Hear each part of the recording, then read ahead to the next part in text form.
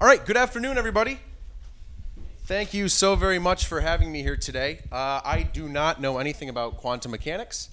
I know only a very little bit about nanoscale technology, and I would probably bore you to death if I tried to pretend to be a neuroscientist, so I will not do any of those things. I am an artist. I'm many things, but art is where I have found my joy, okay? So, you see here that I have brought a white canvas and a black canvas. Now, to me, every morning when I wake up, there's a dance between the light and the dark. There's that, what's today going to be like? Is it going to be a happy day? Is it going to be a sad day? Is it going to be an exciting day? I'm going to feel compassion, fear, anger. I am an extraordinarily emotional human being. And my mind is best described as pure chaos. I mean, pure, unadulterated chaos. I feel sometimes, and I've felt this way for a very long time, that I can have 9 hours of conversations with myself in 35 seconds. And then you come out and you go, oh, it's been 25 seconds. Okay, that didn't really get me through the class that I was hoping to get through by daydreaming. So, art for me has become an exploration of self. And I found that I spend a lot of time witnessing how experiences cause ripples across my mind. So you're walking to work one day and you see a person just about get hit by a car and you do that, oh, wow.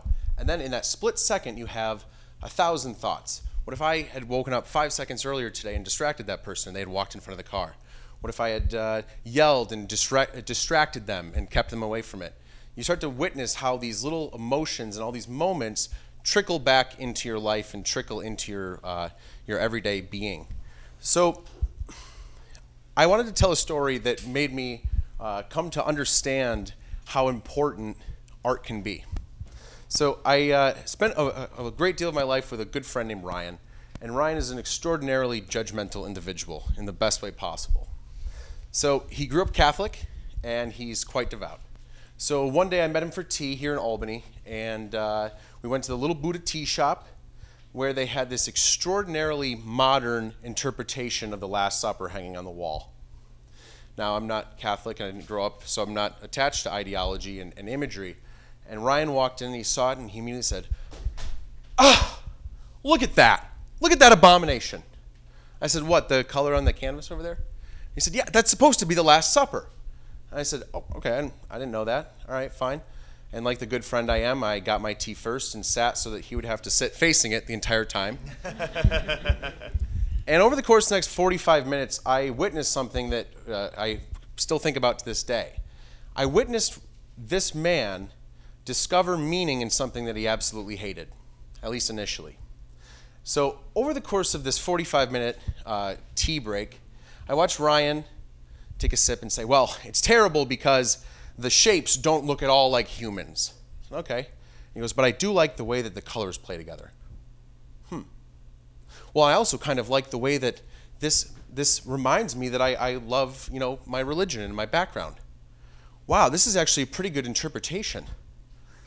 I hadn't really thought about this, but the longer I sit here, the more I realize that my anger was actually a connection to my love. I think I need to buy this painting. So literally in the course of 45 minutes, he came to a point where he wanted to purchase this painting. And I thought, wow, art. Art is not supposed to be liked. Art is supposed to make you feel something. It doesn't have to be a good thing. It doesn't have to be happiness or extraordinary joy or wonderment. It can be anger. Art can make you feel frustrated. Art can make you feel confused or just completely dejected or alone. Sometimes art can bring you to a place where you feel like there's just harmony in the entire universe. So I thought that today I would take a good 2 minutes and create something that was art exclusively for you. I thought that we could take a couple canvases, one representing the good in our lives and one representing the darkness, which is not necessarily bad, but maybe the undesirable. And on them we could explore how certain emotions and certain qualities are actually brought out by that canvas. So I'm going to try to do this with the mic in my hand, and if I can't do it, I apologize. But let me start with our bright canvas. So, bitterness. I see so many people experiencing bitterness. And it's this like this vindication of I'm right and you're wrong, and then ah. How often do you see this? You see this everywhere. You see it when people are in line at Stewart's. You see this when you're at the bus stop. What is the purpose of this? Has anyone explored why they're feeling so frustrated and so agitated and so angry? I think it comes out of impatience. So we start our morning and we throw a little bit of bitterness onto a canvas. As we move about our day, it kind of trickles, it runs a little bit. And then we kind of find ourselves in a place where we see something amazing, awesome. Awesome is one of my favorite emotions, and we've lost the word. Awesome doesn't just mean like standard. Awesome means filled with awe, to be completely overwhelmed and completely consumed with something beautiful and extraordinary. So awesomeness arrives on our canvas.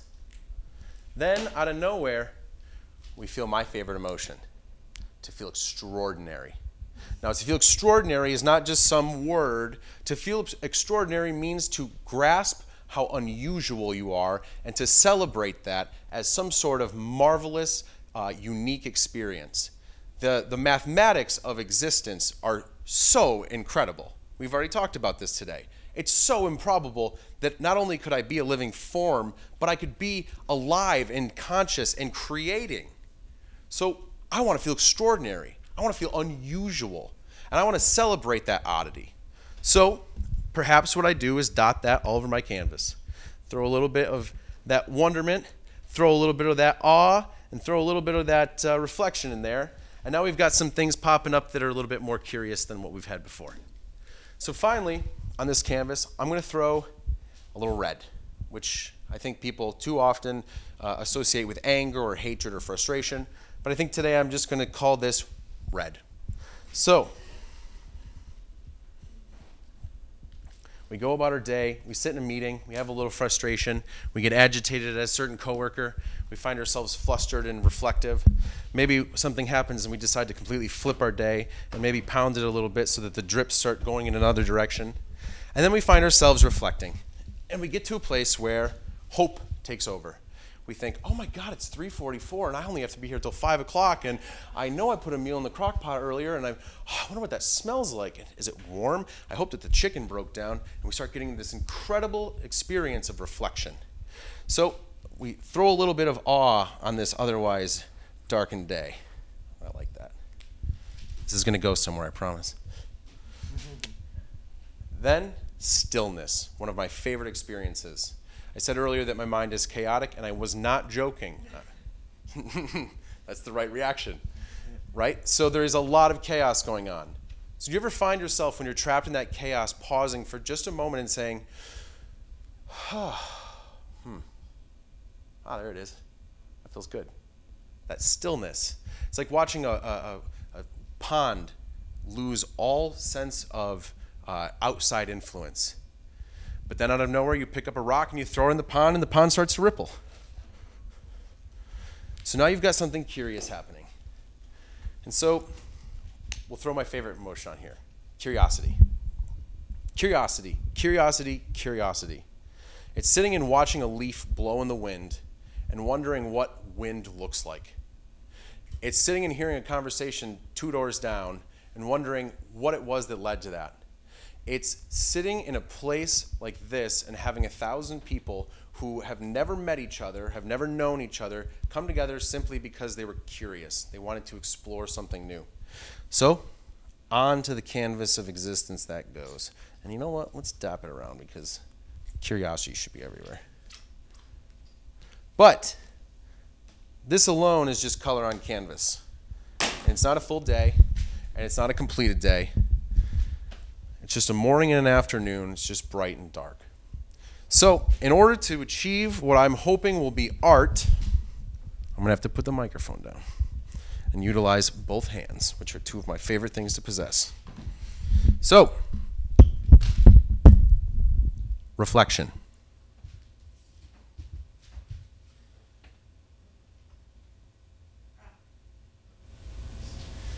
Reflection is where the light and the dark push together and smash together and reflect all that has already transpired throughout our day, and throughout our week, and throughout our month, and throughout the time far before we even existed. And it's what makes living worth it. And so, what was just 6 colors on 2 canvases, haphazardly thrown together, can be something more than that.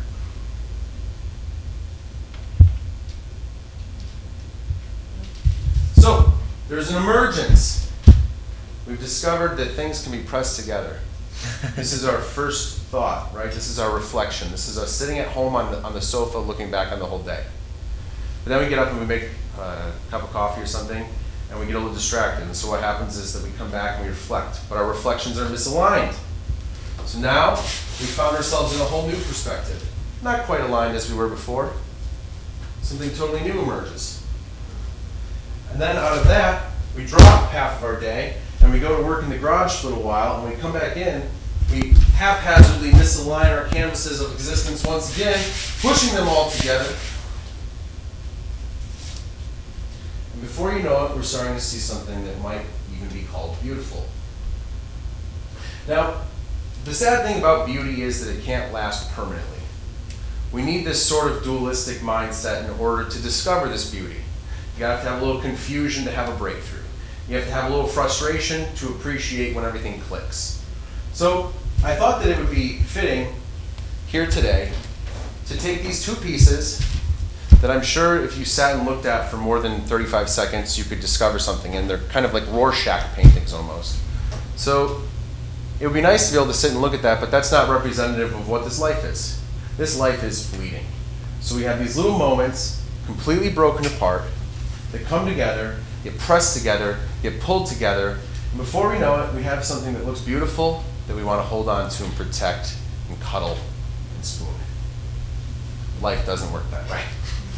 So, enter the void.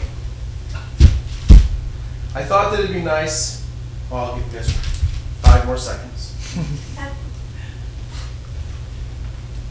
Okay, cool, that works. Enter life. Enter the way that it all paints itself out. Enter the way that its mercy and its mercilessness play together. And let's try not to knock over this whole easel. There we go. And before we know it, what was beautiful and colorful starts to be consumed by the void. It doesn't mean it wasn't there. It doesn't mean that it doesn't matter. And it doesn't mean that it has to mean anything. What we have done is experience a single moment where our reflections, our hopes, our dreams, our courage are tested, and then before we know it, it all vacates back to black. But if we've done enough, which I think we have, we'll leave something interesting below. Just a hint of what was. Just a memory and a reflection of something extraordinary. Oh, this one's pretty. Like Bob Ross. It's just a happy little tree.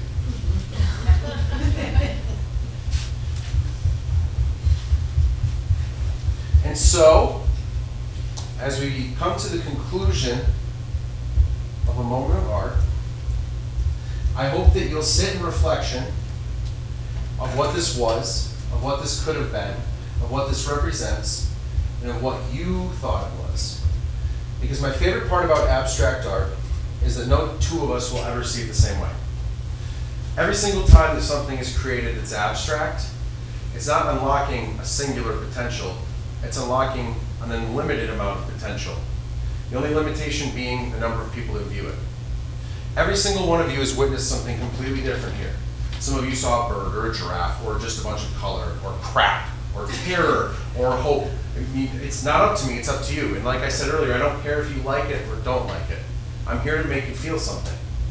So I hope that you'll sit with whatever feeling that was that you felt as I kind of encapsulate this last little piece here. Yeah, I'd say that's pretty good.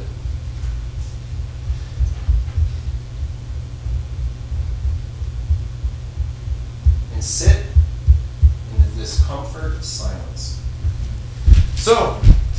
from nothing. What was a white canvas and a black canvas, dapped with a couple colors, pressed together, flipped, twisted, pulled apart, revealed, and tuned a moment of art. Thank you very much.